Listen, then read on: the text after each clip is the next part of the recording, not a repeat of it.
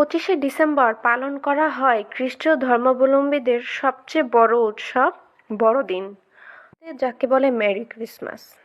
এই দিনে তাদের প্রভু যীশু খ্রিস্ট নাকি জন্মদিন, তাই তারা এই দিনটি অনেক বড় করে পালন করে থাকেন। কিন্তু খ্রিস্টানদের সাথে অনেক মুসলমানদেরকেও দেখা যায় এই দিনটি পালন করতে। দেশে বিদেশে ঘরে বাইরে সব জায়গায় দেখবেন অনেক মুসলিমরাও এই দিনটি অনেক বড় করে পালন করছে। তো এই ক্রিসমাস ডে আমাদের ধর্ম ইসলামে পালন করা সম্পূর্ণ হারাম।